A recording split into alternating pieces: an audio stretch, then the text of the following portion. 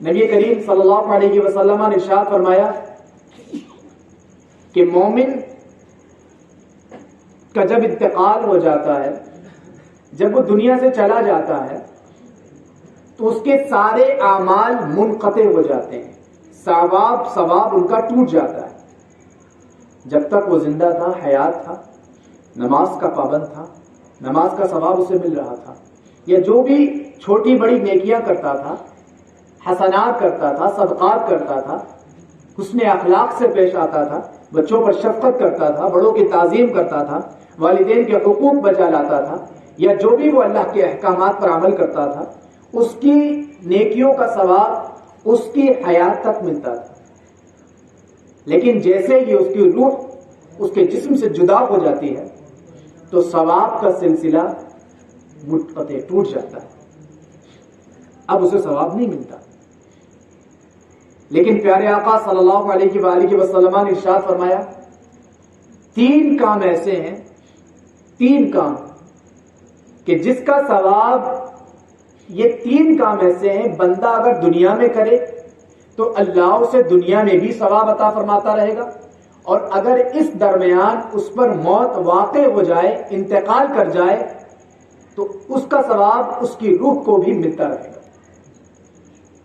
وہ تین کام پیارے آقا صلی اللہ علیہ وسلم نے ارشاد فرمایا، سب سے پہلے صدقۃ جاریۃ، صدقہ جاریہ۔ جو مومن صدقہ جاریہ کرتا ہے، اگر صدقہ جاریہ اس نے کیا ہے اور اس عمل کو کرنے کے بعد وہ انتقال کر جائے اور جو کام وہ کر کے گیا ہے وہ جاری ہے، مثال کے طور پر اگر اللہ نے کسی کو اتنی استطاعت دی ہے، اتنی وسعت دی ہے، اتنا نوازا ہے کہ وہ اپنی جائز کمائی کے کچھ حصے سے اللہ کا گھر تعمیر کرا دے،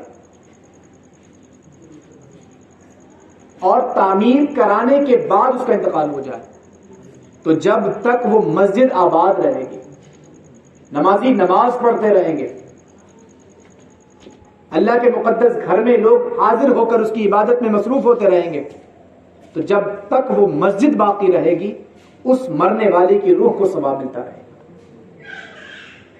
یا پھر جس کسی کی اتنی استطاعت نہیں ہے کہ مسجد تعمیر کرائے، اگر اللہ نے کسی کو اتنا ہی دیا ہے کہ وہ مسجد کے اندر ایک صف بچھا دے اور لوگ اس سے استفادہ حاصل کرتے رہیں گے، یا اور کوئی خدمت خلق، رضائے الہی میں اللہ کی رضا کے لیے کوئی ایسا کام کر جائے مخلوق کے لیے جس سے لوگ استفادہ حاصل کریں، تو اس کے مرنے کے بعد ان چیزوں کا بھی اس کو ثواب ملے گا، ثواب اس کو پہنچتا رہے گا۔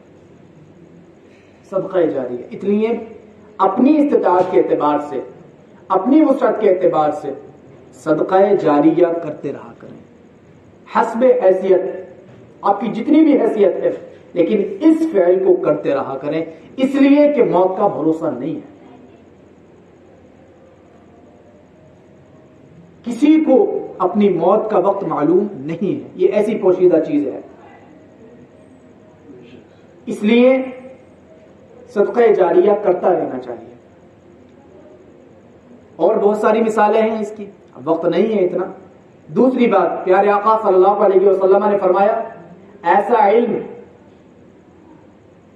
جو دوسرے کو آپ سکھا دیں اور اس کے لیے نفع بخش ہو، اور وہ آپ کی بات کو ایکسپٹ کرنے کے بعد، تسلیم کرنے کے بعد اس پر عمل پیرا ہو جائے، ایک صدقہ جاریہ آپ کرتے رہیں گے، آپ کا انتقال ہو گیا، آپ کو ثواب ملے گا۔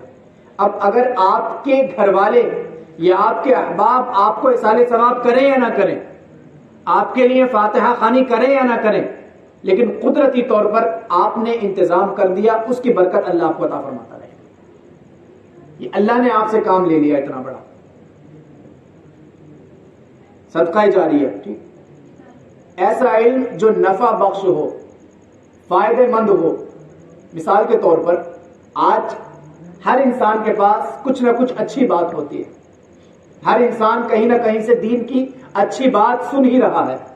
مثال کے طور پر آپ اس محفل میں اچھی بات سن رہے ہیں، آپ کو کوئی اچھی بات لگے آج کی رات، کل صبح آپ یہ بات دوسروں سے تذکرہ کر دیجئے، یہ ہر انسان دین کی بات کہیں نہ کہیں سے حاصل کر ہی رہا ہے، بھلے ہی وہ سوشل میڈیا سے کر رہا ہو یا کسی کے اسٹیٹس سے کر رہا ہو، اسے کہیں سے بھی حاصل ہو رہی ہے، تو اس کی یہ ذمہ داری ہے کہ وہ اس اچھی بات کو دوسرے تک پہنچا دے۔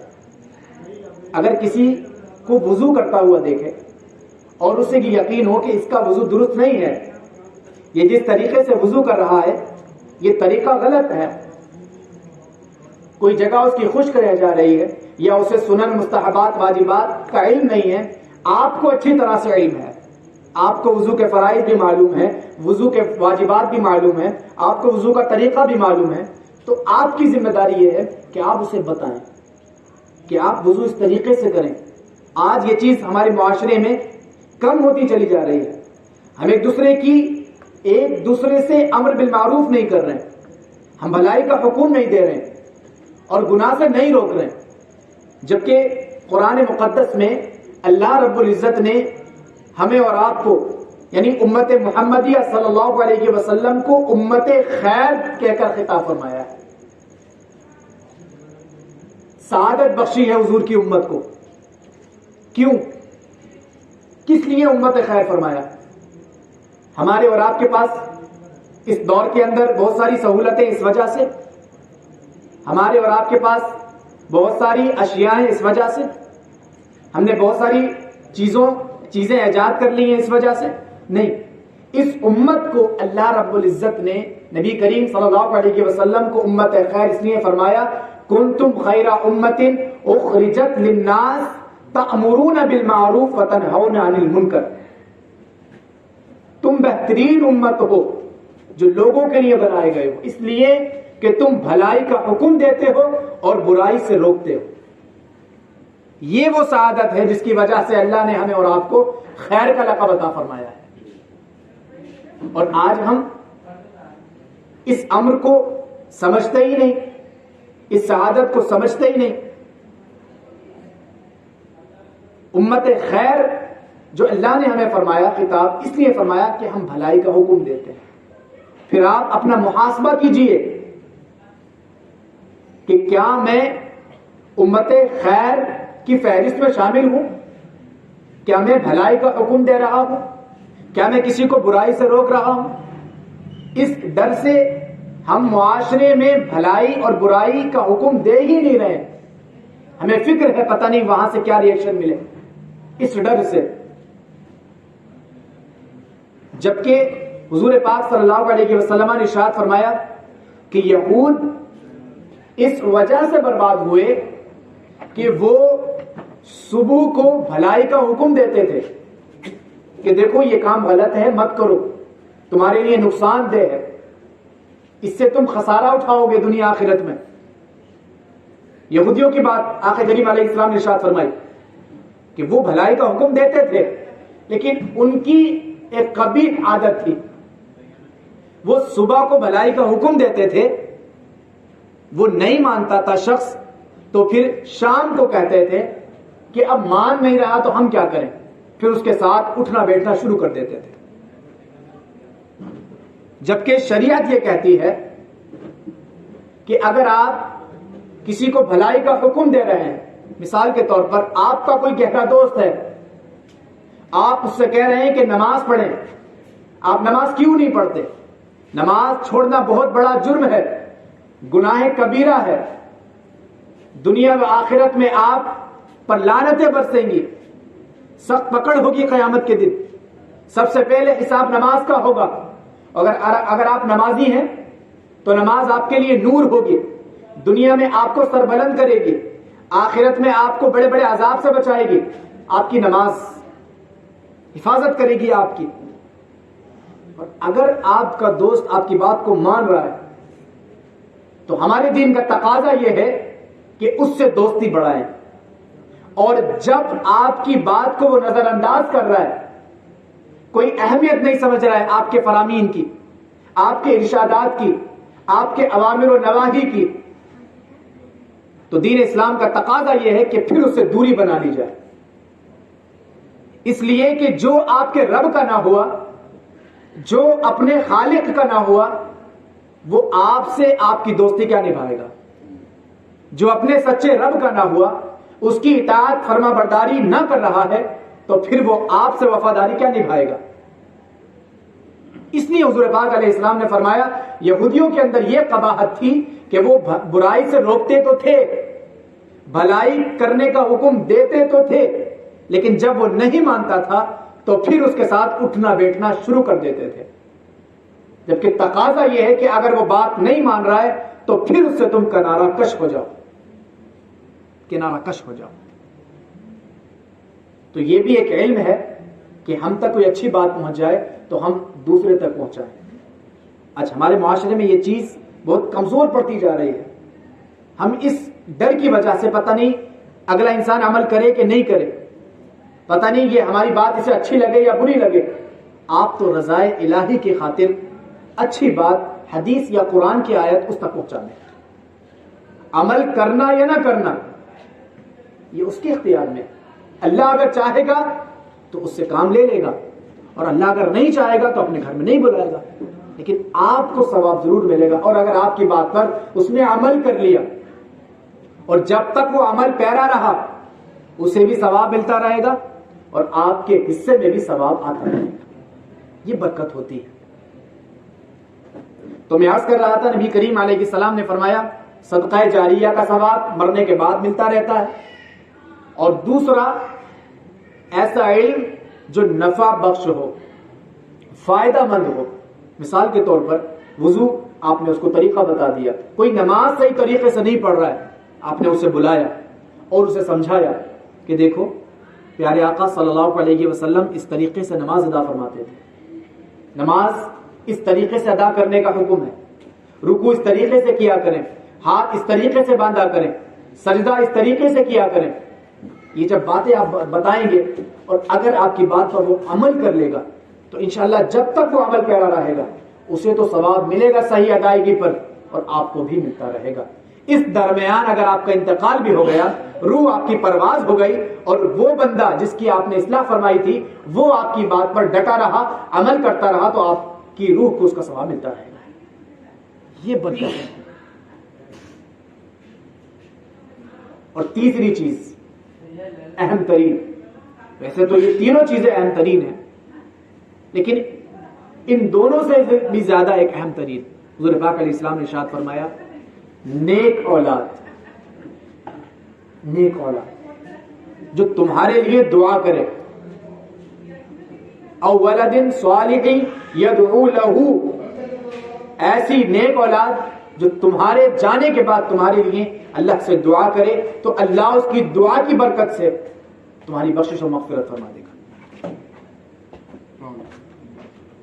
چنانچہ اس ضمن میں ایک حدیث پاک ہے کہ جب اللہ رب العزت ایک بندے کا درجہ بڑھاتا ہے جنت کے اندر تو وہ بندہ عرض کرتا ہے مالک یہ درجہ کیسے بڑھا میرے لیے، کس عمل کے عوض مولا جنت میں اضافہ ہوا؟ رب ارشاد فرماتا ہے کہ تیری اس نیک اولاد نے جسے تو دنیا میں چھوڑ کر آیا تھا میری بارگاہ میں تیرے لیے ایک بار استغفار فرمایا، ایک بار استغفار فرمایا ہے، اور اس کے ایک بار استغفار فرمانے کی برکت سے میں نے جنت کے اندر تیرا ایک درجہ بلند کر دیا۔ صحیح حدیث آپ کو بتا رہا ہوں، مسترد حدیث سے۔ یعنی نیک اولاد ماں باپ کے لیے دنیا میں جب تک ماں باپ حیات ہیں، اور وہ نیک خصلت اولاد اپنے ماں باپ کے لیے خیر اور برکت کا باعث ہے، سرفرازی کا باعث ہے، سر بلندی کا باعث ہے، اور ماں باپ کے لیے فخر کا باعث ہے۔ اور وہی نیک اولاد جب ماں باپ دنیا سے کوچ کر جائیں بحالت ایمان تو ان کی روحانیت کے لیے بھی باعث فخر اور باعث سربلندی ہے۔ اسی لیے زور دیا جاتا ہے کہ اپنی اولاد کی تربیت کیجیے، اپنی اولاد کو دین سکھائیے، اپنی اولاد کو نبی کریم علیہ الصلوۃ والسلام کے فرامین سے آراستہ فرمائیے۔ اسی لیے کہا جاتا ہے اپنی اولاد کی تربیت فرمائیے۔ آپ ذرا تصور کریں کہ جس نیک اولاد ایک بار استغفار کرنے کی برکت یہ ہے کہ اللہ اس کے والدین میں سے کسی ایک کے درجے بلند کر دے، پھر ان ماں باپ کی بلندی اور ان کے مقامات کا اندازہ لگائیں جن کی اولاد فجر، ظہر، عصر و مغرب و عشاء میں اپنے والدین کے لیے اللہ سے بخشش اور مغفرت مانگتی ہو۔ اللہ نے قرآن مجید میں فرمایا لا تقنطوا من رحمت اللہ ان اللہ یغفر الذنوب جميعا انہ هو الغفور الرحیم، کہ بے شک اللہ بڑے بڑے گناہوں کو بخش دیتا ہے اور وہ بہت بخشنے والا مہربان ہے۔ اسی لیے اپنے والدین کی بخشش مانگا کریں، اپنے والدین کے لیے دعائیں کیا کریں، اور جب تک والدین حیات ہیں تب بھی ان کے لیے دعائیں کیا کریں، اور جب وہ انتقال کر جائیں تو تب بھی ان کے لیے دعا کیا کریں، اس لیے کہ حدیث کے اندر صراحتاً جو برکت، جو فضیلت آئی ہے وہ خود کی اولاد کی آئی ہے۔ پھر آپ یہ تصور کریں کہ ان ماں باپ کے درجات کا عالم کیا ہوتا ہوگا جن کی نماز جنازہ ان کا خود کا بیٹا اور فرزند پڑھاتا ہوگا، پھر ان کے درجات کا عالم کیا ہوتا ہوگا کہ چاہے سوئم کی فاتحہ ہو یا 10ویں کی فاتحہ ہو یا کوئی بھی موقع ہو، اپنی خود کی اولاد اپنے ہاتھوں کو اٹھا کر اپنے اللہ سے اپنے والدین کی بخشش و مغفرت مانگے۔ اسی لیے اپنی اولاد کی تربیت کیا کریں، آپ پڑھائیں، اسکول پڑھائیں، بہتر سے بہتر سے ڈگری دلائیں، لیکن دین کی تربیت ضرور بھی ضرور کریں، بتائیں کہ ہم مومن ہیں کیوں، بتائیں کہ ایک مسلمان کی صفت کیا ہوتی ہے، بتائیں کہ ایک مسلمان کا کردار کیسا ہوتا ہے۔ جب اس طریقے کی تربیت کریں گے تو پھر انشاءاللہ الرحمن آپ کے انتقال کے بعد آپ کی یہ تربیت کردہ اولاد آپ کے لیے برکت اور خیر کا باعث ہوگی۔ یہ 3 چیزیں میں نے ذکر کی، ایک صدقہ جاریہ، صدقہ جاریہ کیا کریں حسب استطاعت، مسجد کے اندر وضو کے لیے لوٹا رکھ دیں، لائٹ کے لیے بلب لگا دیں، یا اور جو بھی استعمال کردہ چیزیں ہیں، یا مخلوق کے لیے کوئی ایسا کام کر جائیں کہ آپ کے جانے کے بعد وہ کام جاری رہے، آپ کی روح کو اس کا ثواب ملتا رہے۔ جو علم آپ کے پاس ہے، جو اچھی بات آپ کے پاس ہے، اسے ٹرانسفر کر دیں، اسے دوسرے تک پہنچا دیں۔ آپ کے پاس کوئی علم ہے اسے چھپائیں نہیں، کیونکہ نبی کریم علیہ السلام نے فرمایا بلغوا عنی ولو آیا، پہنچا دو میری طرف سے اگر ایک ہی آیت ہے۔ ایسا نہیں ہے کہ آپ سوچیں کہ میں نے کتابیں نہیں پڑھی ہیں، میں بڑی بڑی تاریخ کی کتابیں یا حدیث کی کتابیں پڑھ کر امر بالمعروف والنہی عن المنکر کروں گا۔ یہ صرف فریضہ مسجد کے ائمہ کا یا مدارس کے علماء کا نہیں ہے، بلکہ ہر امت محمدی کا یہ فرض ہے کہ وہ امر بالمعروف کرے، بھلائی کا حکم دے اور برائی سے روکے۔ ہم نے صرف یہ سمجھ رکھا ہے کہ یہ ہمارا کام نہیں ہے، بھلائی کا حکم دینا اور برائی سے روکنا یہ ہمارا کام نہیں ہے، یہ تو عالم اور مسجدوں کے اماموں کا کام ہے، جبکہ یہ حضور پاک علیہ السلام کے ہر امتی کی ذمہ داری ہے کہ اگر آپ کو کوئی کام غلط لگے تو فوراً آپ اصلاح فرمائیں، اور آپ کو صحیح لگے تو آپ اس کی حوصلہ افزائی فرمائیں۔ خطبہ مسنونہ کے بعد قرآن مقدس کی ایک بہت معروف اور مشہور میں نے آیت کریمہ تلاوت کی۔ تھوڑی سی دیر وقت کا خیال رکھتے ہوئے میں اس آیت کا ترجمہ اور پھر اس کے سائے میں اس کی مناسبت سے چند باتیں آپ تک پہنچاؤں گا انشاءاللہ الرحمن۔ اللہ رب العزت ارشاد فرماتا ہے اعوذ باللہ من الشیطان الرجیم کل نفس ذائقۃ الموت، ہر جاندار کو موت آنی ہے، موت کا مزہ چکھنا ہے، ٹھیک ہے۔ اس کے بعد اللہ نے ارشاد فرمایا وَإِنَّمَا تُوَفَّوْنَ أُجُورَكُمْ يَوْمَ الْقِيَامَةِ، اور تمہارے اعمال کا بدلہ تمہیں پورا پورا قیامت کے دن دیا جائے گا۔ تم نے دنیا کے اندر جو کچھ کیا، اگر تم نے گناہ کیے، اگر تم نے اچھائی کی، اگر تم نے برائی کی، اگر تم نے نیکیاں کی، اگر تم نے نمازیں پڑھی ہیں، اگر روزے رکھے ہیں، ماں باپ کی اطاعت کی، اس اطاعت کا اجر ملے گا۔ ماں باپ کی نافرمانی کی، اس نافرمانی کا حساب تمہیں دینا ہوگا. اگر تم اچھی راستے پر چلے تو اس کی برکت تمہیں ملے گی، اگر تم نے غلط راستہ اختیار فرمایا تو اس کا حساب تمہیں دینا ہوگا اور پھر تمہاری پکڑ ہوگی. وَإِنَّمَا تُوَفَّوْنَ أُجُورَكُمْ يَوْمَ الْقِيَامَةِ، قیامت کے دن وہ ہے دار الجزا. دنیا کیا ہے؟ دار العمل ہے. یہ دنیا عمل کا گھر ہے. یہاں پر گناہ گاروں کی پکڑ نہیں ہوگی. آپ گناہ کرتے جائیں، آپ سوچیں میری پکڑ نہیں ہو رہی ہے، اس کا مطلب میں صحیح راستے پر چل رہا ہوں. نہیں. اِنَّا هَدَيْنَاهُ السَّبِيلَ اِمَّا شَاكِرًا وَإِمَّا كَفُورًا. اللہ رب العزت ارشاد فرماتا ہے ہم نے ہدایت کا راستہ واضح کر دیا، اب تم چاہو شکر گزار بن جاؤ یا تم چاہو ناشکر اختیار کر لو. راستے دونوں تمہارے سامنے ہیں. اذان کی آواز تمہارے کان میں آ رہی ہے، تم چاہو تو مسجد میں چلے جاؤ، تم نہیں چاہو تو مسجد میں نہ جاؤ. جاؤ گے تو انعام ملے گا، نہیں جاؤ گے تو حساب دینا پڑے گا اور پھر اس کی سزا تمہیں ملے گی. دنیا میں نہیں. اگر دنیا میں اللہ پکڑ لیتا تو پھر گناہگار آپ کو نظر نہیں آتے، اس لیے کہ دنیا دار العمل ہے. دنیا دار العمل ہے، دار الجزا آخرت ہے. لمن الملک اليوم للہ الواحد القہار. آج کے دن بادشاہت کس کی ہے؟ ایک اللہ واحد قہار کی. حالانکہ بادشاہت ہر وقت ہر آن رب قدیر کی ہے، لیکن دنیا کے اندر اللہ نے ہمیں کچھ مہلت عطا فرما دی ہے. دنیا کے اندر اللہ نے ہمیں عقل عطا فرما دی ہے. ہمیں اس عقل کا استعمال کر کے اس کی معرفت کو حاصل کرنا ہے، اللہ کی کبریائی کو سمجھنا ہے، اس کی بلندی کو سمجھنا ہے. اور جب انسان دنیا میں آنے کے بعد غفلت کی زندگی پر مصروف رہا کہ اللہ نے جب دیکھا کہ میں نے جس مقصد سے اس انسان کو پیدا کیا، جس مقصد سے اس انسان کی تخلیق فرمائی، یہ اپنے مقصد سے منحرف ہو گیا، اسے تو میرے راستے کی قدر ہی نہیں ہے، یہ تو میرے راستے پر آ ہی نہیں رہا ہے. تو پھر اللہ نے اپنے انبیاء کو بھیجا، اپنے رسولوں کو مبعوث فرمایا. حضرت نوح علیہ السلام نے اپنی قوم کی اصلاح فرمائی.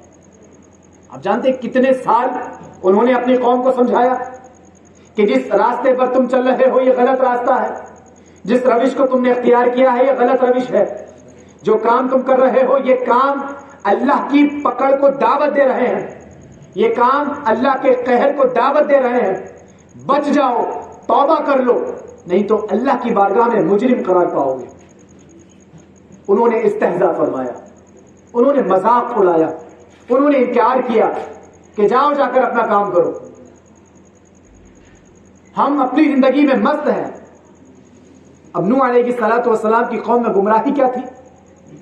انہوں نے اپنے اجداد کی یا اپنے بزرگوں کے مجسمے بنا لیے تھے. طویل واقعہ ہے، وقت نہیں ہے کہ میں اسے ڈیٹیل میں آپ کو بتاؤں. بس ان کا گناہ یہ تھا کہ وہ خدا کی ذات کے ساتھ شرک کرتے تھے. حضرت نوح علیہ السلام نے 950 سال اس قوم کو سمجھایا. 1000 سال کم 50 سال، یہ کتنا بڑا عرصہ ہوتا ہے. اور سمجھانے کے بعد آپ جانتے ہیں کتنے لوگ آپ پر ایمان لے کر کے آئے؟ تقریباً 78 افراد آپ پر ایمان لے کر کے آئے. 950 سال. کہاں 950 سال کی تبلیغ، اور آج ہم چند مہینوں محنت کریں قوم کے لیے، قوم کی اصلاح کے لیے، اصلاح معاشرہ بیانات کریں، جلسے کریں، محافل کریں، اور اس کے بعد جب قوم نہ سدھرے تو ہم مایوس ہو کر کے بیٹھ جائیں کہ لوگ ہماری بات سن ہی نہیں رہے. چند مہینوں کی محنت، چند سالوں کی محنت، اور کہاں 950 سال تک اپنی قوم کو سمجھانا. اس لیے کہ یہ اللہ کا کرم تھا جو نوح علیہ السلام اس قوم کی ہدایت کے لیے آئے. لیکن پھر 950 سال تک آپ نے سمجھایا تو تقریباً 78 افراد آپ پر ایمان لائے اور آپ کی کشتی میں سوار ہو گئے. اللہ نے کیا فرمایا؟ نوح ان کو چھوڑ دو، اب تم کشتی بنانے لگو. وہاں نہ دریا تھا نہ کوئی سمندر تھا.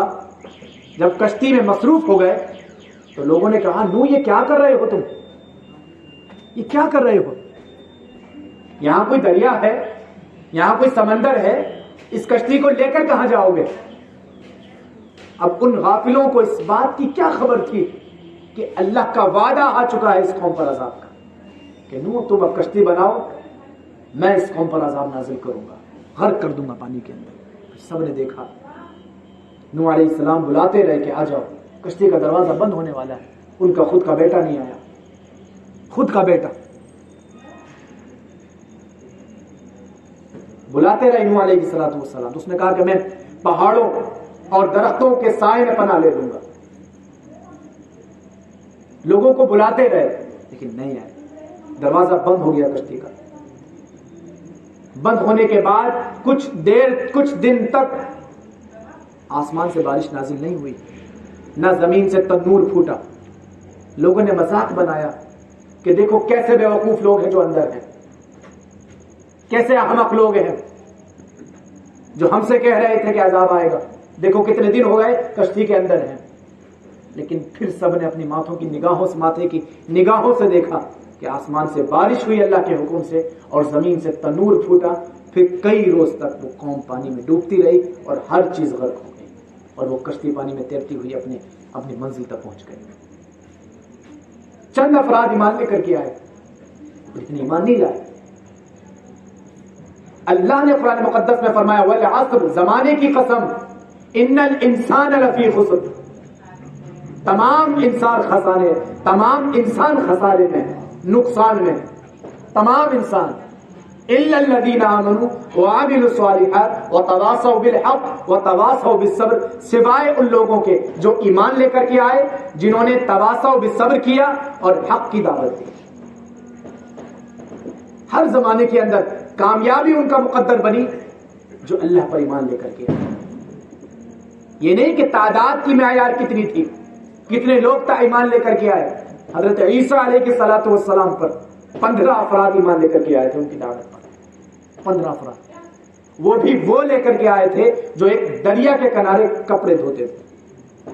وہ افراد حضرت عیسیٰ علیہ السلام. اللہ رب العزت تعداد کو نہیں دیکھتا کہ تعداد کتنی ہے. اللہ رب العزت کی ذات صرف ایمان کے لیول کو چیک کرتی ہے کہ ایمان کیسا ہے. ایک مرد مجاہد، ایک اللہ کا سچا مومن پوری دنیا کا نقشہ بدل سکتا ہے. پوری دنیا کے حالات اس کی دعاؤں سے بدل سکتے ہیں،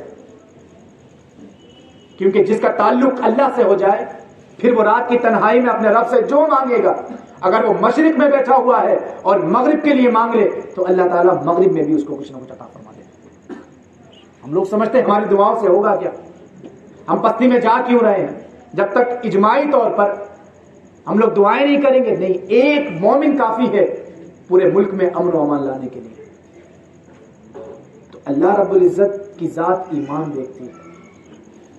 صحابہ کرام رضی اللہ تعالی عنہم حضور پاک علیہ السلام کے جانثار، حضور پاک علیہ السلام سے محبت کرنے والے، حضور پاک علیہ السلام کی بارگاہ میں اپنے سر کو خم کر کے حاضری دینے والے، وہ کتنے تھے؟ جنگ بدر میں کتنے تھے؟ 2-3 تلواریں تھیں، 2-3 گھوڑے تھے، اتنا سامان بھی نہیں تھا جنگ کا. اللہ نے فتح عطا فرمائی. تلواریں نہیں تھی تو ہاتھ میں کھجوروں کی ٹہنیاں لے لی،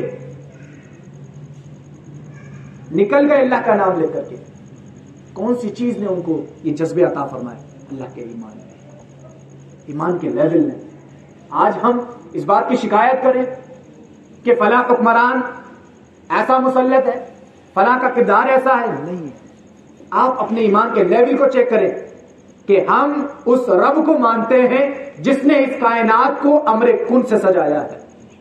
انما امرہ اذا اراد شیئا ان یقول لہ کن فیکون. اللہ پاک ارشاد فرماتا ہے ہم جب کسی چیز کو بنانے کا ارادہ فرماتے ہیں تو صرف فرماتے ہیں ہو جا، بس وہ ہو جاتی ہے. یہ زمین، یہ آسمان، یہ ستارے، یہ چاند، یہ سورج اور اس سے بڑے بڑے ستارے صرف اللہ کے کن سے تیار ہوئے ہیں.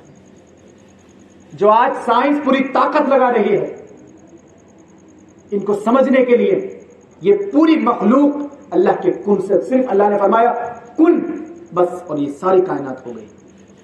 فسبحان الذی بیدہ ملکوت کل شیء والیہ ترجعون. ہم تو اس رب کے ماننے والے ہیں جس کے ہاتھ میں زمین و آسمان کی بادشاہت ہے. کبھی اس رب کی بارگاہ میں تہجد میں اٹھ کر رو کر اپنی فریاد کہہ کر تو دیکھو. کبھی اپنے رزق کو اپنے رب سے مانگ کر تو دیکھو. کبھی اپنے ملک، اپنے شہر، اپنے صوبے، اپنے محلے کے حالات رب سے کہہ کر تو دیکھو. تم رب سے کہتے ہی کہاں ہو؟ جب تم پر چوٹ لگتی ہے تو رب یاد آتا ہے. جب لاک ڈاؤن کی سختی ہوتی ہے تب ہمیں اور آپ کو مسجدیں یاد آئیں. انتشاریاں ہوئی کہ 5 لوگوں میں ہمیں شامل کر لیجئے، 5واں مجھے شامل کر لیجئے. لیکن آج مسجدوں کے دروازے کھلے ہوئے ہیں. آج وہ بے قراری کیوں نہیں ہے؟ جس طریقے سے ہم جمعے میں مسجدیں آباد کرتے ہیں، جس طریقے سے ہم عید الفطر یا عید الاضحیٰ کے لیے اپنے بچے کی انگلی پکڑ کے مصلی بغل میں دبا کر نکلتے ہیں عیدگاہ کے لیے، اتنی فکر سے اور اتنے جوش و خروش کے ساتھ اس اسلام نے ہمیں صرف عید الفطر اور عید الاضحیٰ کی نماز کو جوش و خروش سے کرنے کا حکم نہیں دیا، بلکہ ہر نماز کا اسی طریقے سے اہتمام کرنے کا حکم دیا ہے. تو کس چیز نے آپ سے کہا کہ عید کی نماز کا ایسے اہتمام کرو اور فجر کی نماز کی فکر مت کرو؟ کس نے آپ کو سکھائی یہ بات؟ کون ہے جو آپ کے ذہنوں کو یہ بات آپ کو گائیڈ کر رہا ہے کہ آپ جمعے کی نماز کا ایسا اہتمام اور پھر مشغول ہو کے اپنے کاروبار میں عصر کی نماز کی کوئی قدر نہیں؟ تو کون ہے آپ کو جو آپ کو یہ بتا رہا ہے کہ جمعے کی نماز اہم ہے، عصر کی نماز اہم نہیں ہے، مغرب کی نماز اہم نہیں ہے؟ کون آپ کو کر رہا ہے؟ یہ شیطان ہے جو آپ کو ورغلا رہا ہے، جو آپ کو صراط مستقیم سے بھٹکا رہا ہے. بات کہاں سے کہاں نکل جائے گی، اتنا وقت بھی نہیں ہے، چونکہ وقت کا خیال رکھنا ہے. تو میں نے عرض کر رہا تھا کہ نوح علیہ السلام نے اپنی قوم کو سمجھایا. پھر صحابہ کرام کا ایمان کا لیول دیکھیں کہ اللہ کی بارگاہ میں اللہ تعالیٰ ایمان کے لیول کو چیک کرتا ہے کہ کس درجے کا اس بندے میں ایمان ہے. جب آپ کے اندر خلوص آ جائے گا، جب آپ کے اندر للہیت آ جائے گی، تو آپ مشرق میں بیٹھ کر دعا کریں گے مولا اگر مغرب میں کوئی مسلمان مظلوم ہے تو اس کی حفاظت فرما. تو آپ کے مشرق میں دعا کرنے کی برکت سے مغرب کے اندر جو مسلمان بیٹھا ہوا ہے مظلوم، اللہ اس کی حفاظت فرما دے گا. کیونکہ حضور پاک علیہ السلام نے فرمایا مومن کا سب سے بڑا ہتھیار اس کی دعا ہے. الدعاء مخ العبادہ. اور دعا کرنے کا حکم یہ دیا گیا ہے کہ یقین کامل کے ساتھ اپنے رب سے دعا کیجیے. وَإِذَا سَأَلَكَ عِبَادِي أَنِّي فَإِنِّي قَرِيبٌ أُجِيبُ دَعْوَةَ الدَّاعِ إِذَا دَعَانِ. محبوب اگر آپ سے کوئی، اللہ فرماتا ہے میرے بارے میں پوچھے تو آپ فرما دیجئے کہ اللہ بہت زیادہ قریب ہے، اور جب کوئی پکارنے والا اپنے رب کو پکارتا ہے تو وہ اللہ اس کی دعا کو قبول کرتا ہے. ادعونی فاستجب لکم. اللہ فرماتا ہے مجھ سے مانگو میں عطا فرماؤں گا. نحن اقرب الیہ من حبل الورید. اللہ ارشاد فرماتا ہے میں تمہاری شہرت سے زیادہ قریب ہوں. لیکن اپنا محاسبہ کیجئے کہ آپ اللہ اور اس کے رسول کے فرامین پر کتنا چل رہے ہیں. آپ اپنے کاروبار پر بھی توجہ کیجئے، آپ اپنی مشغولیات پر بھی توجہ کیجئے، آپ اپنے گھر والوں کو بھی وقت دیجئے. لیکن جو اہم ترین چیز ہے، جس مقصد سے اللہ نے آپ کو پیدا کیا ہے، جس مقصد سے آپ دنیا میں آئے ہیں، اس مقصد کو فراموش مت کیجئے، اس مقصد حقیقی کو فراموش مت کیجئے. یہ ایمان بہت بڑی دولت ہے جو آپ کو وراثت میں ملا ہے. اس ایمان کی قدر کو سمجھیے، مسلمان ہونے کی قدر کو سمجھیے، اسلام کی برکت کو سمجھیے، قرآن و حدیث کو سمجھنے کی کوشش کیجیے اور اپنی مسجدوں سے اپنے تعلق کو مضبوط کیجیے. اصل میں یہی کامیابی ہے. اگر آپ نے اپنی آخرت کا زیادہ اکٹھا کر لیا، سامان اکٹھا کر لیا، تو انشاءاللہ دنیا آخرت میں آپ سرخرو رہیں گے. اور اگر آپ دنیا میں مشغول ہو گئے تو یقین جانیں اسی آیت کے بعد اللہ نے ارشاد فرمایا وَإِنَّمَا تُوَفَّوْنَ أُجُورَكُمْ يَوْمَ الْقِيَامَةِ فَمَنْ زُحْزِحَ عَنِ النَّارِ، وہ شخص جو بچا لیا جائے جہنم کی آگ سے، فَمَنْ زُحْزِحَ عَنِ النَّارِ وَأُدْخِلَ الْجَنَّةَ فَقَدْ فَازَ، اور داخل کر دیا جائے جنت میں تو یہی سب سے بڑی کامیابی ہے. وَمَا الْحَيَاةُ الدُّنْيَا إِلَّا مَتَاعُ الْغُرُورِ، اور یہ دنیا کی زندگی کیا ہے سوائے دھوکے کے. ہمارے اور آپ کے رب نے اس دنیا کو کیا فرمایا؟ یہ دھوکے کا سامان ہے. متاع الدنیا قلیل، دنیا کا سامان تھوڑا ہے. والآخرۃ خیر وابقیٰ، ارے آخرت اس سے کئی زیادہ بہتر ہے. تم آخرت کو مت بیچو اس دنیا کی خریداری کے چکر میں، بلکہ آخرت کی خرید کے خاطر اس دنیا کی زندگی کو بیچ دو، اس دنیا کا عیش و آرام بیچ دو. اگر اس دنیا کا عیش و آرام اللہ کی عبادت میں خلل ڈال رہا ہے تو اس عیش کو لعنت بھیج دو اور رب کی بارگاہ میں حاضر ہو جاؤ. اگر اس دنیا کی نیند آپ کو فجر کی نماز پڑھنے نہیں دے رہی ہے تو اس نیند سے کنارہ کش ہو جائیں اور اپنے رب کی بارگاہ میں اپنے سر کو رکھ دیں. دیکھیں پھر انشاءاللہ آپ کی زندگی میں کیسے بہار آئے گی، کیسے آپ کی زندگی اور آخرت کیسے سج جائے گی، پھر آپ کے چہرے کیسے منور ہوں گے اور اللہ کی کیسی مدد آپ کی آئے گی. پھر کسی کی ہمت نہیں ہوگی کہ آپ کو کوئی رسوا کر دے، آپ کو کوئی ذلیل کر دے. آج ہم جگہ جگہ ذلیل اور رسوا ہو رہے ہیں، اس لیے ذلیل اور رسوا ہو رہے ہیں کہ ہم نے اپنے ایمان کی قدر کو نہیں سمجھا. جب ہم نے اپنے ایمان اور مومن ہونے کی قدر کو نہیں جانا تو اللہ نے غیروں کے دلوں میں ہماری قدر ہٹا دی، غیروں کے دلوں سے ہمارا رعب ختم کر دیا. جبکہ قرآن مجید میں اللہ نے فرمایا ہے تم گھبراؤ مت، میں تمہارا رعب غیروں کے